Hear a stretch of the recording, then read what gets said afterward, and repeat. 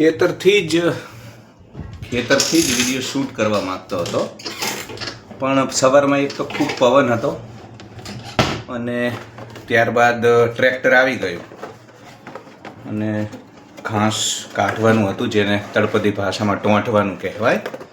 તો પછી હું ખુદ કામમાં હતો એટલે વિડીયો ન બનાવી શક્યો.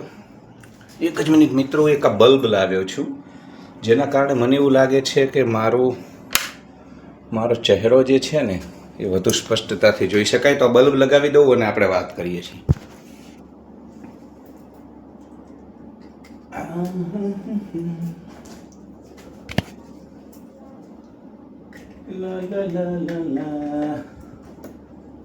માતારો ગરબો ચાકમ છોડ. તો મારા વાલીડાઓ, નવરાત્રિ મારા મતે આજે પ્રથમ નવરાત્રિ છે, એટલે ગુજરાતીઓ સવિશેષ નવરાત્રિની ઉજવણી કરે છે. હવે તો ઠીક છે, દાંડિયા ગરબા નૃત્ય આના પૂરતું જ સીમિત રહ્યું છે આ બધું, પરંતુ ઠીક છે. હવે I am not against garbas or celebrating anything, that is very much part of life. પણ નવરાત્રિ વાસ્તવમાં શક્તિની ઉપાસના માટે હતી અને આપણા કોઈ પણ મહાપુરુષો જોઈ લો, ખાસ કરીને શૌર્ય, સાહસ, વીરતાવાળા જેટલા પણ આપણા વીર પુરુષો છે, એમને હંમેશા શક્તિની ઉપાસના કરી. એ આધ્યાત્મ જગતમાં ચાહે રામકૃષ્ણ પરમહંસ જેવા મહાપુરુષો હોય, અને યુદ્ધોની દુનિયામાં જ્યારે મા ભારતીનું રક્ષણ કર્યું એવા વીર પુરુષોની વાત હોય, તો શિવાજીએ મા ભવાનીની સાધના કરી, શક્તિ અર્જિત કરી, દુશ્મનોને પરાસ્ત કર્યા. 10મી પિતા કલગીધર બાદશાહ ગુરુ ગોવિંદસિંહ સાહેબે નૈના દેવીની હિમાચલ પ્રદેશમાં સાધના કરી, શક્તિ અર્જિત કરી અને દુશ્મનોને 42 વખત પરાસ્ત કર્યા. કોઈ પણ મહાપુરુષ જોઈ લો તમે ભારત વર્ષના, એમને હંમેશા શક્તિની ઉપાસના માટે છે, શક્તિની ઉપાસના માટે. અને તમે જુઓ, આજે પણ સંસારમાં તમારી પાસે 3 દેવીઓ હોય, 3 શક્તિ હોય, તો જ તમે કશુંક કરી શકો. માતા લક્ષ્મી હોય તો તમે કશુંક કરી શકો, માતા સરસ્વતી હોય તો તમે કશુંક કરી શકો, અને માતા દુર્ગા કાલિકા એટલે કે શસ્ત્ર ધોકો. થોડોક આ તરફ ફરી જઉં છું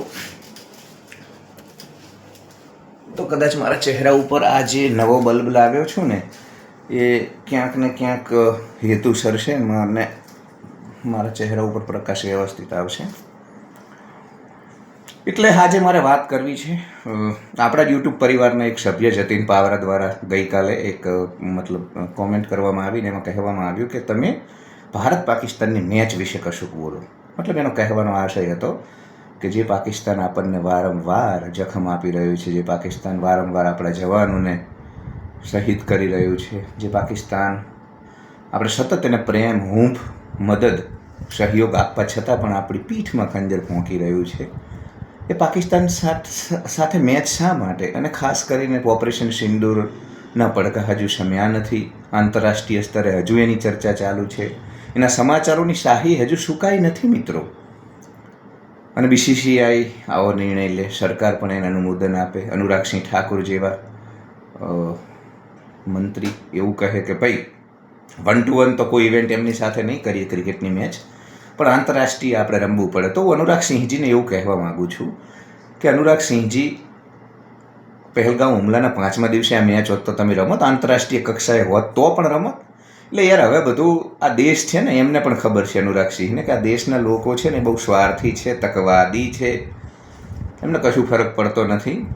કોઈના બલિદાનો, કોઈના સેક્રિફાઈસ, આ બધી વસ્તુઓને લઈને કૃતજ્ઞતા નથી આ દેશમાં. કૃતજ્ઞતા એટલે ગ્રેટિટ્યૂડ લોકો ભૂલી જાય છે, પોતાના મહાપુરુષોને ભૂલી જાય છે, જેને સર્વોચ્ચ બલિદાન આપ્યા, સર્વસ્વ ન્યોછાવર કર્યું, શરીર પોતાનું આપી દીધું, પ્રાણોની આહુતિ આપી દીધી, આખા કુટુંબને ખતમ કરી નાખ્યું આ રાષ્ટ્ર માટે. એવા બધા જ લોકોને આપણે ભૂલી ગયા છીએ. તો જતીન નિશ્ચિત દુઃખદાયી છે. બીજી મેચ પણ રમાઈ ગઈકાલે, પરિણામ મને ખબર નથી કેમ કે હું વહેલો ઊંઘી ગયો હતો અને 9 વાગે ઊંઘી જાઉં છું, કેમ કે હું 5 વાગ્યાથી એક્સરસાઇઝ, મેડિટેશન આ બધું કરતો હોઉં છું, એટલે રાત્રે 9 વાગે હું નિંદ્રાધીન થઈ જાઉં છું. મને ખબર નથી પરિણામ, પણ ગઈકાલે મેચ હતી, એ નિશ્ચિત વાત છે. એટલે આવું શા માટે થાય છે, તો થોડુંક તમને ભૂતકાળથી શરૂ કરવા માગું છું કે આપણે લોકો આવા અત્યારના નથી. આપણે ચંદ્રગુપ્ત અને ચાણક્યવાળો કાળ તમે જોઈ લો, ત્યારના આપણે લોકો આવા છીએ. એ વખતે પણ વિષ્ણુગુપ્ત એટલે કે ચાણક્ય વારંવાર ખૂબ એમને પીડા હતી. આપણા લોકો એકબીજાને સહયોગ ન કરતા. જે જનપદ, જે રાજાઓ લડતા હતા વિદેશી આક્રાંતાઓ સામે, એમને બીજા મદદ નહોતા કરતા. એટલે એ વખતનું તમે આખો સંવાદ જુઓ ચંદ્રગુપ્ત અને ચાણક્યનો. નવલકથાઓ અથવા તો પુસ્તકો વાંચવાનો શોખ હોય તો તમને ખબર પડે કે ત્યારે પણ આ સમસ્યા હતી. આ દેશમાં 2 RRની હંમેશા ખામી રહી છે. 2 RR એટલે રિવોર્ડ એન્ડ રેકગ્નિશન. અને એ કુટુંબથી લઈ, કોઈ પણ કુટુંબમાં પણ જોઈ લેજો, કોઈ બળીયો માણસ હોય, શૌર્યવાન માણસ હોય, વિદ્વતાવાળો માણસ હોય, તો એ કુટુંબ માટે ઝઘડા કરે ને તો અંતે પણ એને પસ્તાવાનું જ આવ્યું હશે. કોઈ પણ આ વિડીયો જોતું હોય ક્યાંયથી પણ, સૌરાષ્ટ્ર હોય, કચ્છ હોય, ઉત્તર ગુજરાત હોય, તમે જોજો તમારા કુટુંબમાં જે બળુકો માણસ હશે, બીજા માટે લડેલો માણસ હશે, એને પણ સમાજે તો નિરાશ જ કર્યો હશે. પોતપોતાનો સ્વાર્થ લોકો સાધી લે. અરે ઘણા એવા કિસ્સા છે કે તમે કોઈના માટે યુદ્ધ કરો અને એ માણસ પોતે જઈને સમાધાન કરી નાખે, તમને છોડી દે. બહુ તકવાદી સ્વાર્થી લોકો આપણા દેશના પ્રથમથી. આ દેશમાં તમને ખબર છે મિત્રો, સૌથી વધુ જોક કોના ઉપર છે, કઈ કોમ્યુનિટી ઉપર? તો આ દેશના લોકો કેટલા નિર્લજ, કૃતજ્ઞ, ન શર્મા છે, કરેલા ઉપકારો ભૂલી જનારા છે. એનું તમને ઉદાહરણ આપું. આ દેશમાં સૌથી વધુ જોક બન્યા છે ક્ષત્રિયો ઉપર, શીખો ઉપર, રાજપૂતો ઉપર, શીખો ઉપર, મરાઠાઓ ઉપર. અને આ ત્રણેય કોમ સતત 5-6 વર્ષ સુધી વિદેશી આક્રાંતાઓ સામે લડી મા ભારતીને બચાવ્યા. સતત 5-6 વર્ષ. 5-6 વર્ષ બાદ તોપના કારણે હાર્યા, કેમ કે તોપની સામે આપણી પાસે તો તલવારો હતી. તલવારના જોર ઉપર તો કોઈના બાપની તાકાત નહોતી કે આપણા ખાલસા યોદ્ધાઓને હરાવે, મરાઠાને હરાવે.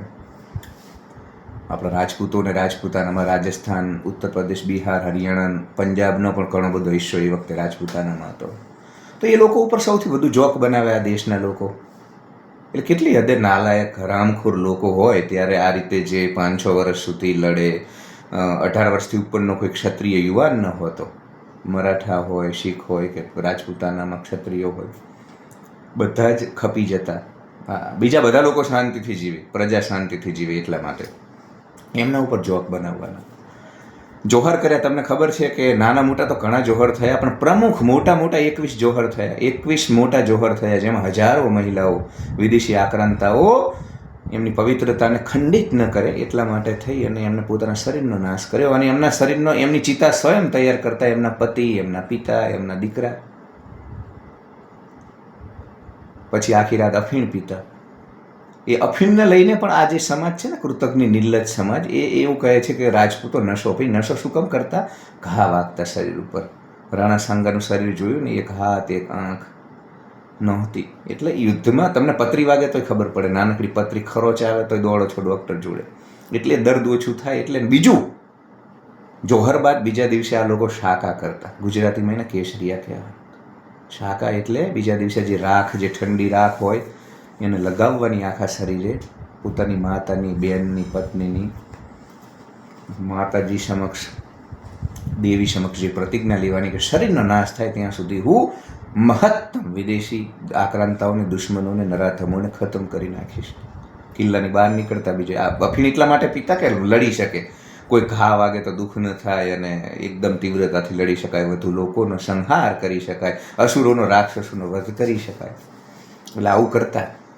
એ લોકો ઉપર આપણે જોક બનાવી છીએ. અને ઘણી વખત ઘરે બધા પુરુષો શહીદ થઈ જાય તો મહિલાઓ એકલી ખેતી અને પશુપાલન કરી નાના બાળકોને ઉછેરતી. વિચાર કરો, આજે તમારો પતિ ખાલી 2 દિવસ જેલમાં જાય ને, 2 દિવસ, અઠવાડિયું, 1-2 વર્ષ, તો પણ મહિલાઓ તો કેટલી બાધા રાખીને, ચંપલ પહેર્યા વગર અહીંયા જઈશ ને, આટલા ઘીના દીવા કરીશ ને, આ ને તે ને. તો એ વખતે એકલી મહિલાઓ જ હોય અને કઈ રીતે એમને જીવન નિર્વાહ ચલાવ્યો હશે, સંસાર સમાજની જવાબદારીઓ ચલાવી હશે. એટલે જતીનભાઈ, આપણે આ સંસ્કૃતિમાંથી સાચી વાતો સ્વીકારવી પડશે, કેમ કે આ ચેનલનું નામ છે ને દંભના પાખંડ. વાત કરીશું હૃદય નીચોવીને.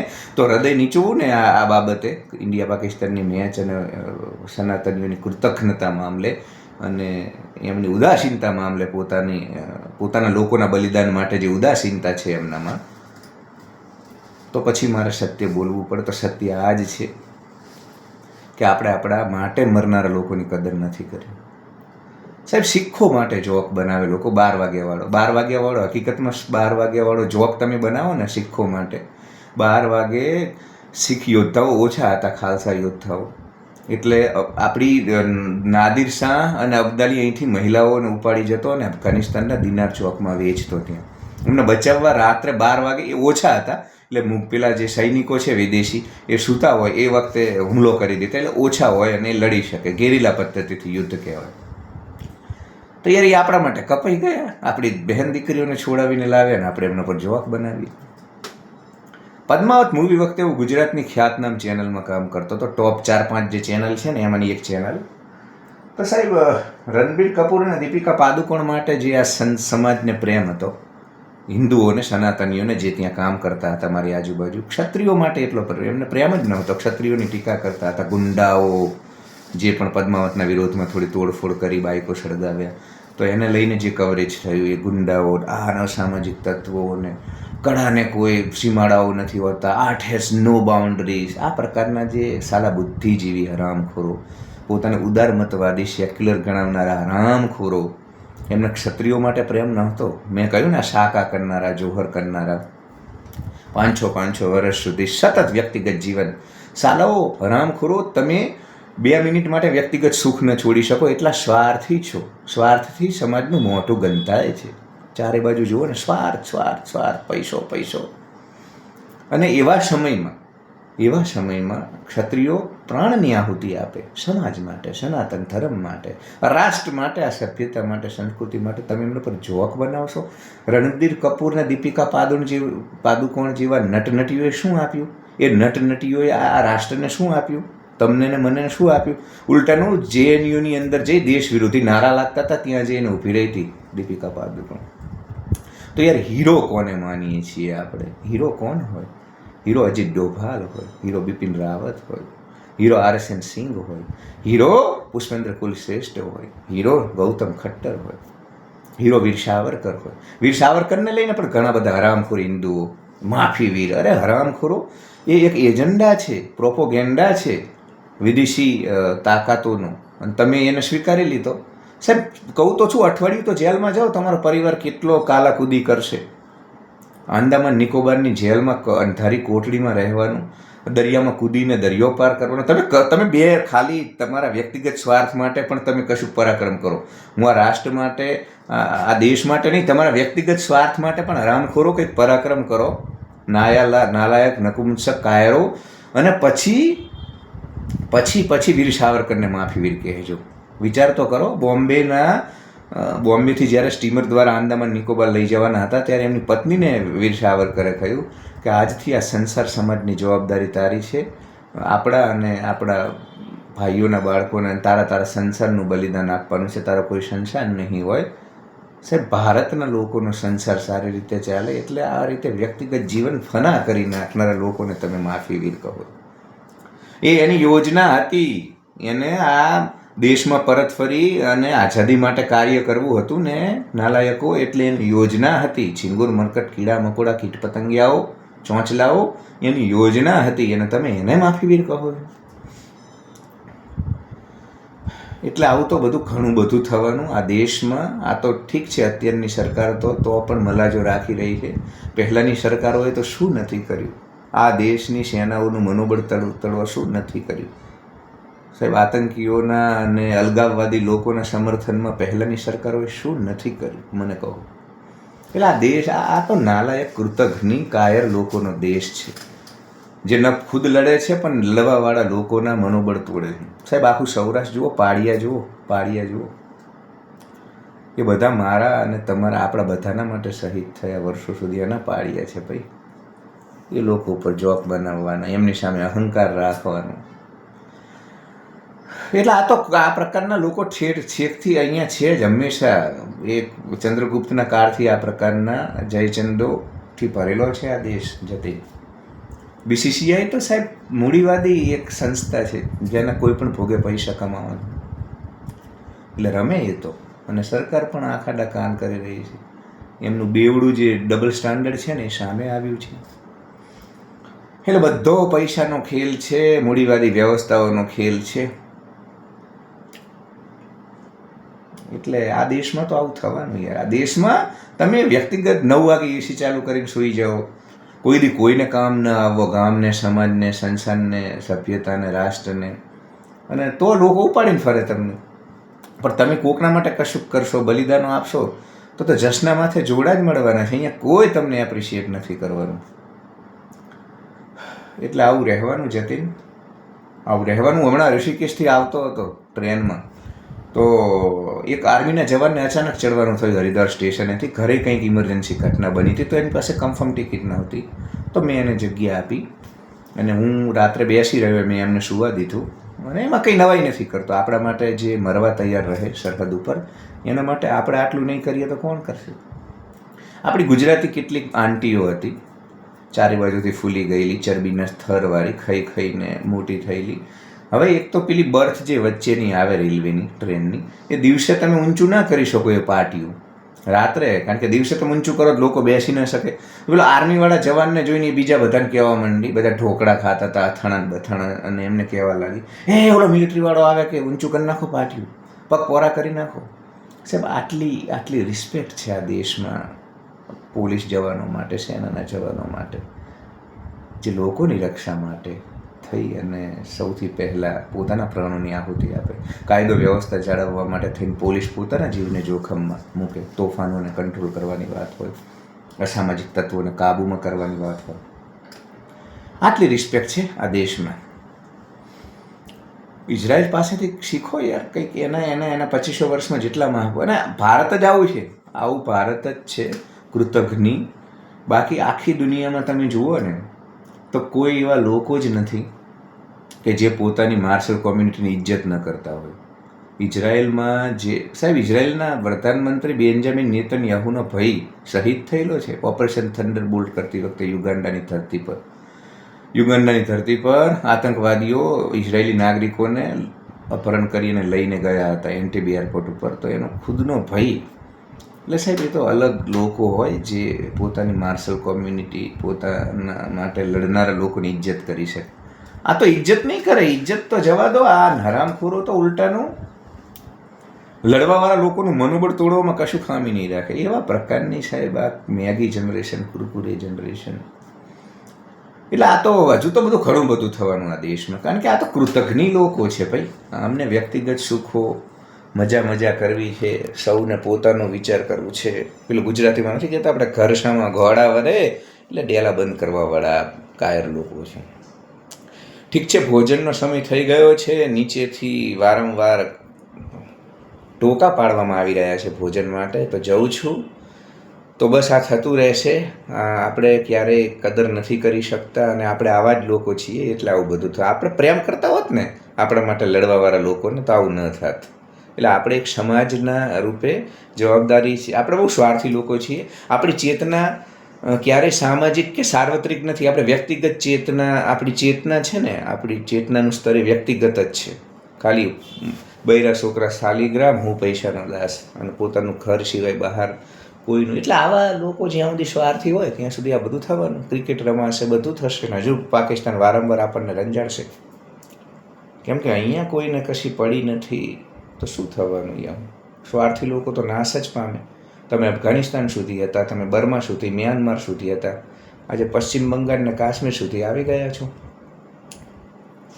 ઠીક છે, આમાં તો ઘણું બધું કહી શકાય એવું છે, પણ મૂળ મારો કહેવાનો આશય છે કે સનાતની સ્વાર્થી બહુ છે, એટલે આ બધું થઈ રહ્યું છે ને હજુ આપણે ભોગવીશું.